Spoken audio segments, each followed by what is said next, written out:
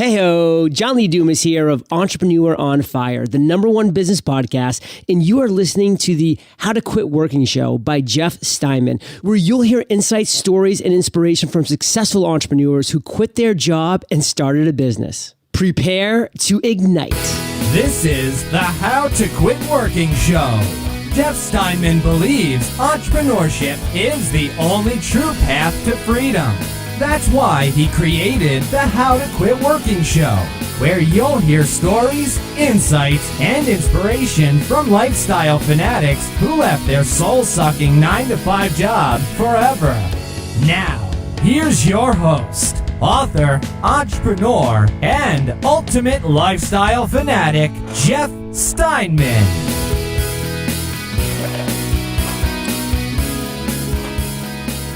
Hello and welcome to the How to Quit Working show. We have got a really good show coming up today. We've got a whole lot of stuff to talk about, some really big needle-moving stuff that we're going to talk about.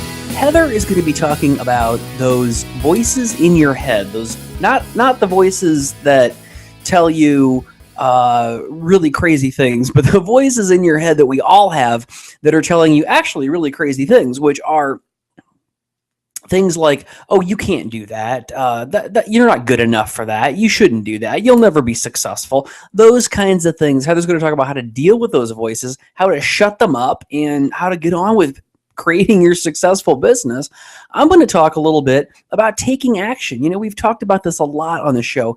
Taking action is the most important way to quit your job and start a business. It's actually doing it, actually putting one foot in front of the other and making it happen. And that is really tough for a lot of people. We're going to talk about some ways to make that happen and some ways to get over that weird tendency that we seem to have as humans to just wait and wait and wait and wait. And let's quit doing that. We're going to talk about how to do all of that on the show today. Before we get into all of that great stuff, I want to remind you that we have open registration now for the Shift program. Now, on Monday's episode of the show, Heather and I talked extensively about Shift and what is involved and what you get when you join Shift. It's a private mastermind community that gives you access to Heather and I to answer your questions, provide inspiration, motivation, support, put you in contact with people that might be able to help you, as well as having a community of your peers, a community of people who are just like you, who want the same things that you want, and who want to support you, who want to positively encourage you, because I know that most of you don't have that. You don't have a group of people out there who are your champions, who want to see you succeed, who want you to be successful, and who want to support you on your How to Quit Working journey. We provided that in the Shift program. We also provide a book every single month. We're going to send you a book in the mail, and you are going to get to read that, and then we are going to discuss it and the lessons that come from it for starting a business. And we've chosen the books that we've chosen because they are books that make people successful in business. There is a handful of books, and you will find out what that handful of books. We've actually announced the first one. The first month is Think and Grow Rich by Napoleon Hill. We're going to be talking about your thoughts and your mindset and how to get into a place that makes you successful. Now, here's the thing that makes me so excited about this program.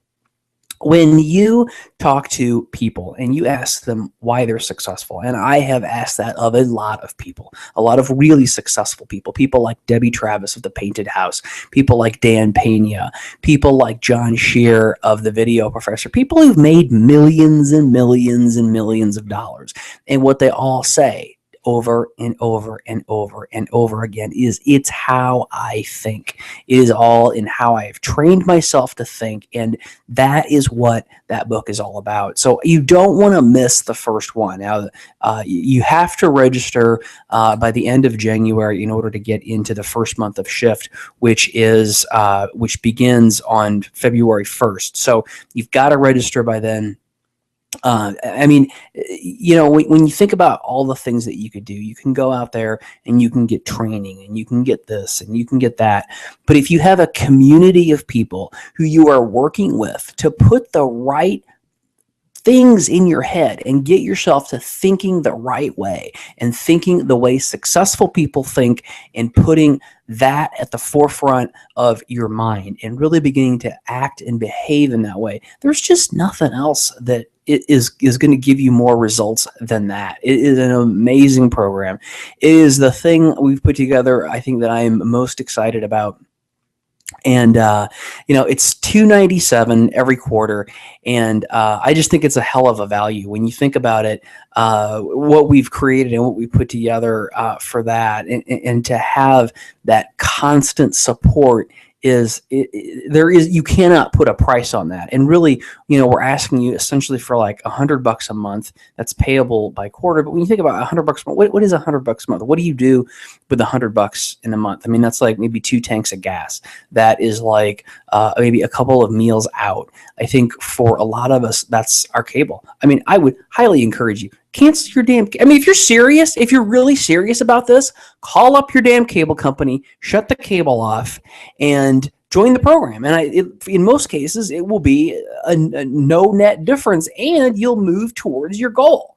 And just a couple things that I'd say on that is, if you have to have that little bit of fix of television, get Netflix or Hulu or something like that for that little fix. And the thing about those on-demand services that I actually like is that they get you away from that whole just like parking it in front of the TV and then just letting whatever crap comes on roll in front of you. I think it's much more healthy. Now, it would be great if you didn't need those at all, but if you're really serious, do that. I mean, what a great no-cost way to take one thing out of your life that isn't doing a damn thing for you and put something else into your life that is going to make a huge difference in taking you from where you are to where you want to go. I mean, I sit here, I haven't had a television in my house for, I think it's probably going on 4 years now, and it's the most amazing thing that I've ever done. And I'm telling you, this is something that everybody should do. I mean, you should regardless of whether you join Shift or not, you should get rid of the television in the house. There's just no reason for it. And because what happens with television, and the problem with television, is that we all have dreams and hopes, and we all have things that we want out of life. Well, the reason that we watch so damn much television is because we're living those out through other people. And what I'm saying you can do here is you can get rid of the cable and join Shift for essentially what's probably going to be a wash financially, and actually start living your dreams instead of living somebody else's dreams. So, I feel very strongly about that topic, and I feel strongly about the value that Shift will bring to your life, and the amount that this could propel you forward. And I want to talk about some of the things that I'll talk about some of the benefits of Shift as I talk about this whole idea of taking action today that I'm going to cover before we jump into Heather's thoughts, or Heather's segment about controlling the thoughts and that little voice in your head. But when it comes to taking action, we've got to get over this idea of waiting. You've got to get over this idea of I got to wait for this. I got to wait until this is in place. I got to wait until that is in place. I can't start approaching clients until I have a website. That's my favorite one. Everybody thinks that they need a website in order to approach clients. Well, now don't get me wrong. I mean, a website's a good thing to have, certainly, and you probably should be pursuing getting one if you don't have one, but it's not something that should stop you from pursuing clients, right? Like if you have somebody who you've met at a networking event and you've told them a little bit about what you do and they're interested, don't play this game of, oh, well, he gave me his card and I said I was going to call him, but I'm going to wait till I get the website up before I do that. And I understand that. I still do that at times, but it doesn't serve you, right? You've got to be able to just take that action, and take that action when things are not necessarily in place. Because what we end up doing is don't get me wrong. I mean, certainly there are times when things actually need to be in place before you do something. But you've got to question all of these things, right? Like if this person ask questions about your product or service, well, they could just ask you. That's why you're having a conversation. So you can just talk about it, right? There's no better way to do business with someone than to have a conversation with them. So, but we get so caught up in this. I need to have this. I need to have that. This needs to be perfect. We need to do all this stuff first before. And what happens is we end up using it, whether you consciously believe it or not. We end up using it as an excuse, right? It's really, I don't want to make this call because I'm afraid this person's going to say no, or they're going to be mad, or they're not going to want what I've got, or maybe the conversation's going to be awkward because they're not going to remember who I am. All these really ridiculous things that go through our head, and some of them might be true, and they're all perfectly fine. Doesn't matter if any of them happen. It will not affect you one bit. If they say no, no problem. You just shrug it off and you go on to the next one. But what happens is we have all these little fears that we build up in our head, and we start using these things, I have to do this first, I have to do that first, I got to get this ready, I got to turn this on, I got to put this in place. All these things that we think we have to do, we end up using them as excuses. Now, this is the problem, and this is what makes it so tricky. In our conscious mind, we don't realize that they're just excuses. Our conscious mind tells us that there's a reason, right? Because our subconscious, and it totally changes your life when you realize that what is going on consciously in your head is really only about 20% of what's actually going on. I don't know what the actual percent is, but I think it's something like that. There's probably some studies to that effect. But a small amount of what's going on in your head is conscious, and that's what you know. I know I'm thinking this right now. I know this is the reason why I'm doing this. This is the reason why I'm not doing that. That's conscious stuff. What's happening, what is much more of what's going on in your head is the subconscious thoughts. Now, Heather's going to talk a little bit about that and how to control some of that stuff as well. But those subconscious thoughts are the really dangerous ones because you don't know what they are. You don't know how to deal with them because you don't know what's going on. Right? Your conscious mind is saying, I need to wait because this has to be there and that has to be there. Your subconscious mind is really saying, I'm afraid. I don't want to do this. It's too much work. They might say no, and on and on and on. And that's what's really driving your decision making. But you're just using this crap in your conscious mind to justify why you're not taking that action. So the great thing about being part of a community like Shift is that when you make a statement like, oh, I need to wait for this or I need to wait for that, there's going to be people out there that are going to say, no, you don't. That's bullshit. You need to just do it. Just do the thing that you know you need to do. And because we're not stuck when somebody on the outside, right? One of your peers or a coach or someone like that isn't stuck in all of that mental garbage. They're just looking at the facts and they're saying, no, there's no reason why you should wait. You should just pick up the phone and make this darn phone call or send that email or whatever that thing might be. So that's one of the really valuable things about having a group like Shift to be involved with is you get that push and you get that motivation.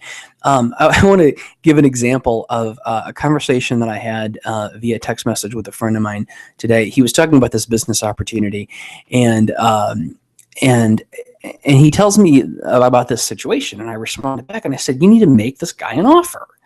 You need to make this guy an offer for how you could get involved with this business. Because it's a no-brainer. It's absolutely something that makes a lot of sense for you, makes a lot of sense for him. Just make the offer.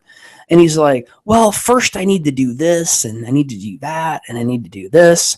And I said, bullshit. You don't need to do any of that. You need to just make the offer, right? And an offer is just an initial conversation between two people. Hey, how does this sound? What do you think about that? That's what needed to happen. He was like, yeah, you're right. That's really what I need to do. And that was the value that I was able to bring to that situation for him, was to say, no, it's not about, I need to get this ready. I need to do that. And when you've got the right people around you, that's what they'll tell you. Now, here's what the wrong people will tell you. The wrong people will tell you, oh yeah, you better wait, and you better get this done, and you better get that done, and you better get this done. Oh, and I hope you got all of your legal ducks in a row, because you have to have 10 lawyers standing behind you when you start the simplest business, right? Like Mr. Burns on The Simpsons. And the wrong people, the people who are not entrepreneurs and don't really understand how it works, yeah, they think you got to get a lot of stuff ready. That's one of the really huge misconceptions about entrepreneurship that is from the outside, is the people on the outside really truly think that starting a business is about crawling inside of a cave and then spending months or years or however, maybe decades, getting everything perfect, and then stepping out of the cave and then announcing your wonderful, beautiful, perfect business. And I'm here to tell you, it never, ever works that way. The way it works and the way it is successful is when you say, hey, I got to just get going. I got to just do something. I got to call somebody. I got to talk about it. I got to buy this thing. I got to join this group. I got to do this. I got to do that. I got to make this sales call. I got to go to this networking thing. I got to do whatever I got to do to just go out there and get some momentum and get some feedback. And you know what? There's a really good chance that whatever you're doing might not work, right? But if it's just a phone call, if it's just an email, it doesn't matter, right? I called this person up and they were like, no, I'm not interested. I don't even want to talk to you. Go away. And then you hang up the phone and you're no better or worse off. And in fact, you probably, because they probably didn't say it like that. They probably weren't mean like that. Sometimes they are, but usually they're not.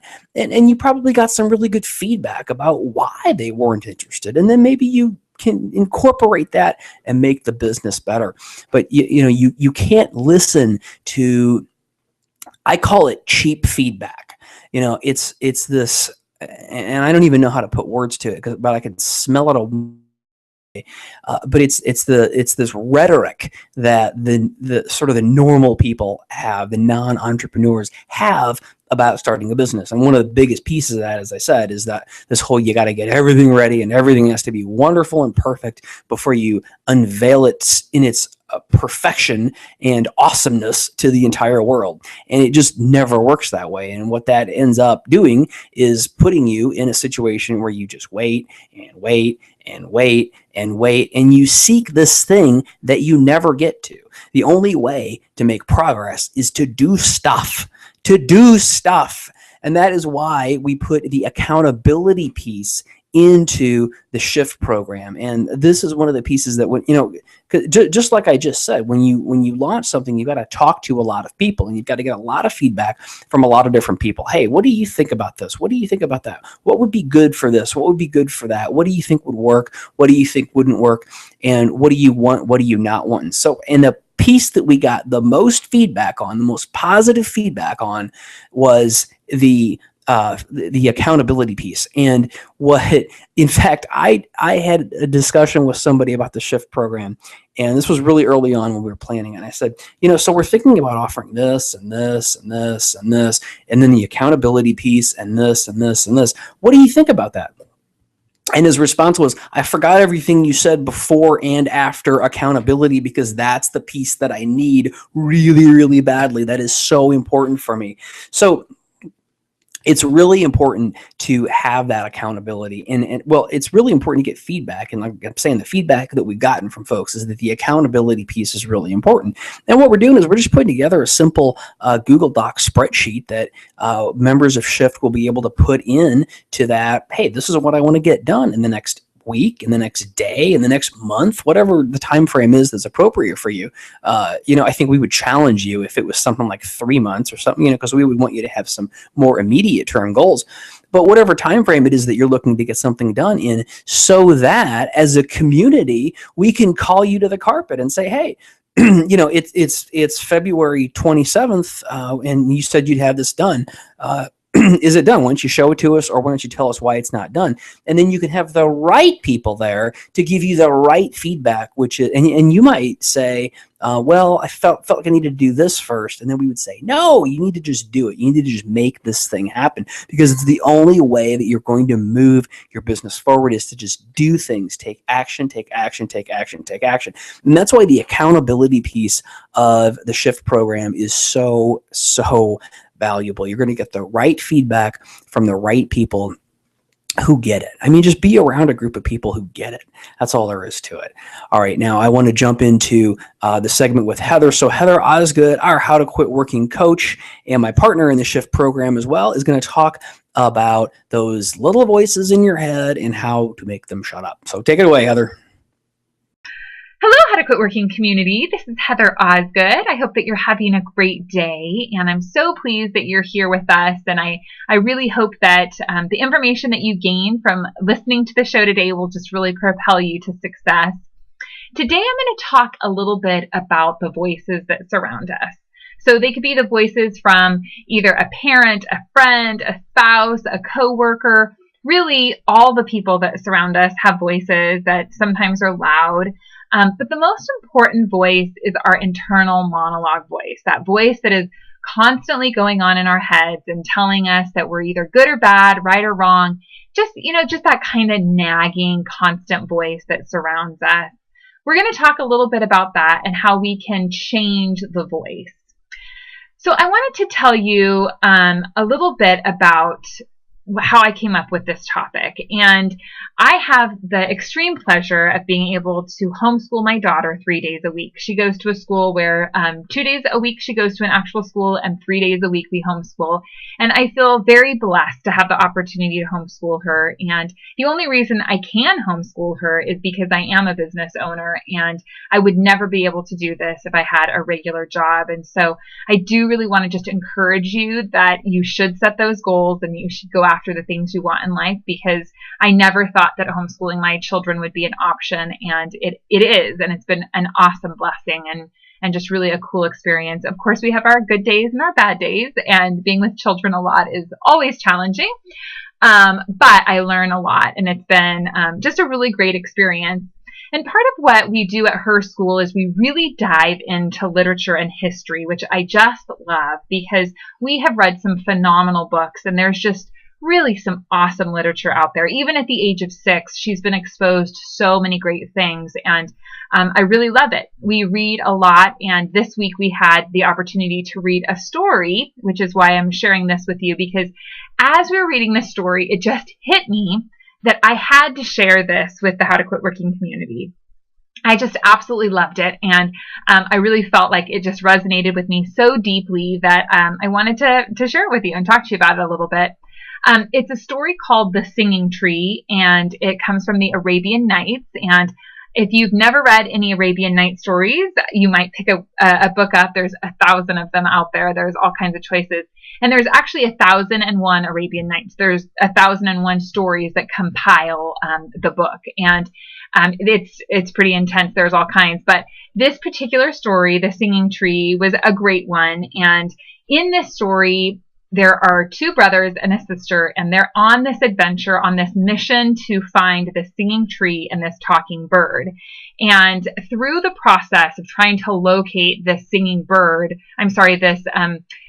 tree and this talking bird, 2 of the brothers get turned into stone, and the sister comes after, and she's looking for her brothers. They've turned to stone, and when she gets to the place where they were turned to stone, she asks a different question than they did. And that is so crucial in your journey, in your path in life, is to think about asking a different question. We always ask ourselves the same questions, and when we ask the same questions, we get the same answer. If we want a different answer, we need to change the questions that we're asking and really think about the questions we're asking. What I thought was so cool about reading this story was that my 6-year-old was able to pick up on that. She said, "Gosh, Mom, the sister really did things differently. She really thought about what was going on, and she was really, using a lot of wisdom in the process." And it was so cool that a 6-year-old could pick up on that, because sometimes kids do pick up on things in life that we as adults totally miss. And so I just want you to really think about changing your question, changing your approach. And when you change your approach, you're going to get a different outcome, and that's so crucial. Now, asking this different question not only got her a different result, but it got her the result that she was wanting. And so I'm just going to read you just a short little snippet of the story, because I really felt like it was very powerful. "The difficult part is to resist the voices that will shout at you from the mountain." "How can I resist the voices?" she asked anxiously. You must have a quiet mind and the eyes of a falcon fixed on its prey, the dervish answered, and you must never look behind you, or you will be transformed into a black stone. I can be like a falcon, she said. I have gone hunting with my brothers many times, and I have observed their princely birds fixing on their prey. But how do I quiet my mind? By ignoring the voices, replied the dervish. I just felt like that was so huge to me. It was so cool to think that you just have to ignore the voices. There's voices that are constantly shouting at you. You have to quiet your mind in order to ignore these voices. I feel like I've been just berated with this barrage of meditation. I feel like every podcast I've been listening to lately and every book I've been reading has just been talking about the power of meditation.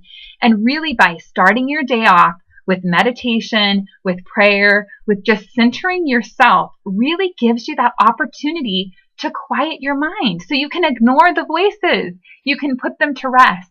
And I want you to really think about, who are you surrounding yourself with? Who are the people that are talking to you? Who are the people who are putting all of these things into your mind? And now all of us have histories. All of us have parental experiences or teacher experiences or mentor experiences where maybe somebody was really critical of us at some point. Somebody did something to make us really judge ourselves or not to feel secure in who we were or really to value what we bring to the table. And I just want you to really think about that. Think about that stream of voices and think about the thoughts that are constantly going through your head. Think about the questions that you're asking yourself. Is that making you a better person? Are those thoughts making you a better person? Are they making you the person that you really are meant to be? Or are they just tearing you down?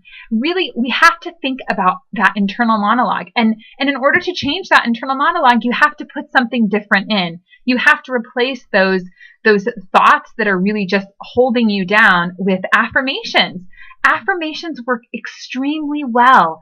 Changing your mindset, really getting a reset. So every time you think, I can't do this, or I'm going to fail, or I'm not going to make enough money, I'm going to be poor, I'm going to have to go on welfare, no one's ever going to hire me again if I quit my job. You have to replace all of those fearful thoughts, all of those really awful, devastating thoughts that are going through your mind with affirmations that say, you know what? I can do this. I can be the person that I need to be.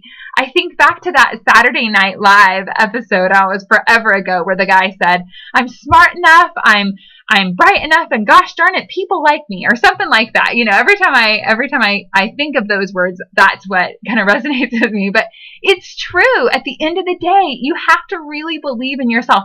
If you don't believe in yourself, you can't convince other people to believe in yourself or to believe in you. And you need people to believe in you. If you're going to start a business, you have to have a product or a service that you can communicate to the market that they really need. And they're really going to need that product because you are bringing that product to them. You are always the difference in the equation. You are important and you are valuable. And if you don't believe that, no one else will believe that. So you have to start with that. You have to surround yourself with positive people who believe in you, who can give you the support. The next thing that I loved about this story was the falcon. I love the idea of making these parallels between humans and animals, because there are so many animals out there who just have kind of superhuman strength. And my daughter loves to watch this show where these two guys transform into these animals, and they're always calling them super animal strength and superpowers that these animals have. But it's true. If you look at animals, a lot of them have superpowers. And falcons, they have an extremely large wingspan. And this big wingspan really gives them the ability to fly very quickly. So they're very quick flyers. The other thing is that they have these crazy talons and like a really big beak. So they've got these claws and this beak that are just extremely strong. And it allows them to really focus in on their prey. And the other thing that they have is they have incredible vision. So they have these big eyes and they have this vision. And if you can think about the parallels that you could make between a falcon and who you need to be as an entrepreneur, I think they're massive. You need to have the endurance to be able to fly quickly. You need to have the ability to focus in on your prey and really go after your prey.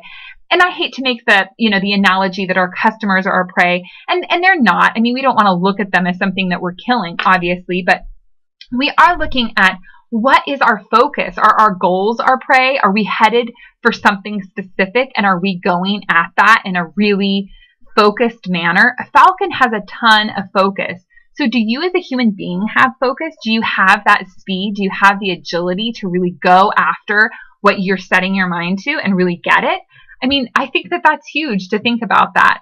And then I just think about vision. Are you as a business owner, or are you as an entrepreneur able to have that vision, having a deep vision to really see what the end is going to be like before you even begin is just incredible.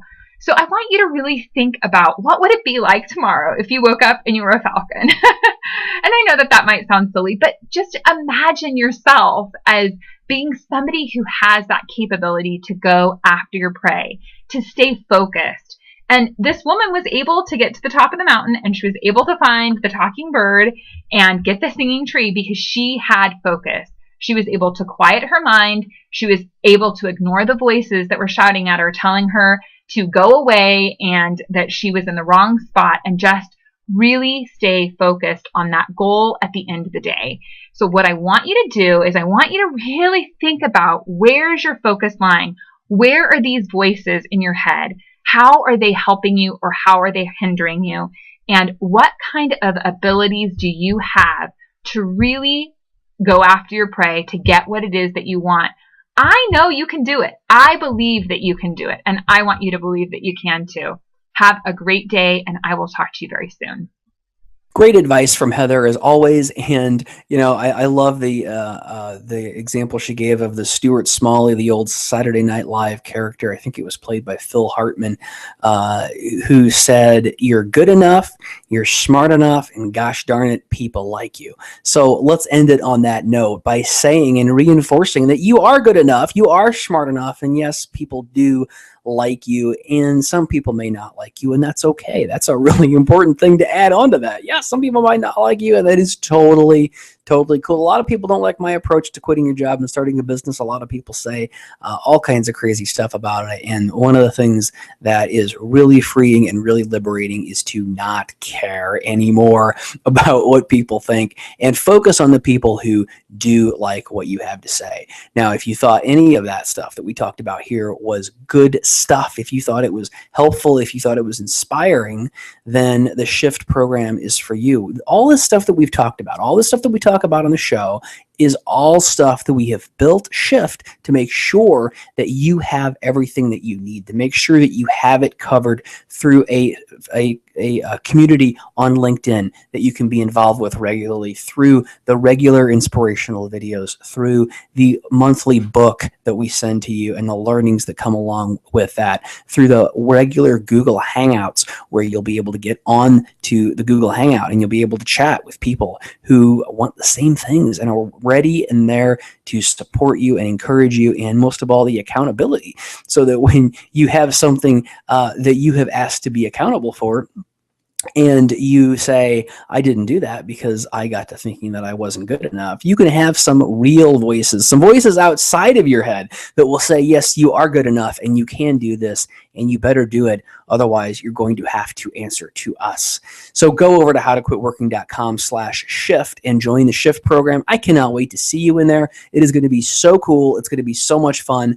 I love interacting with people in this community because, gosh, you're just a cool bunch of people. You really are. One of the things that I was speaking about with a colleague the other day is, we talked about, sometimes in a business you get assholes, right? You get people who are just jerks. They're mean. They make mean comments. They send you mean emails. They make mean comments on your videos and things like that. And, we just don't have that in the How to Quit Working community. And that's one of the things that I just love. Now, certainly there's the occasional jerk that comes through, but, relative to other platforms of this size, we just don't see that. And it's really wonderful that we've created something that is such a great group. And, one of the things that, to get a little bit sappy and hokey for a second, really touched me a couple weeks ago is when a member of our Facebook community started referring it to this as the How to Quit Working family. And I was like, wow, it really took me aback, because I was like, wow, but it's so true. That's what this is. This really is a family. It's a family of people who want the same things and have the same values and just want to help and support each other. And what Heather told me we have to do when she got involved with How to Quit Working is she said, Jeff, we've got to pull these folks in closer. We've got to do more. We've got to provide more. We have to be able to give folks more value and give folks more support, encouragement, and accountability, all the things that they need to quit their jobs and start a business, because that's our vision for the world, is that everybody does that and everybody gets to live an amazing life doing exactly what they love because they have quit working and started a business. Go over to howtoquitworking.com/shift. Check out the Shift program. Join the Shift program. I will see you on the inside, and I will also see you in the next episode of the How to Quit Working Show. Thanks for joining us on the How to Quit Working Show. Tune in next time when we'll talk to another amazing person just like you who is now living the ultimate life of freedom and doing it on their terms. If you want to learn how to quit working and get these episodes delivered directly to you, visit howtoquitworkingshow.com.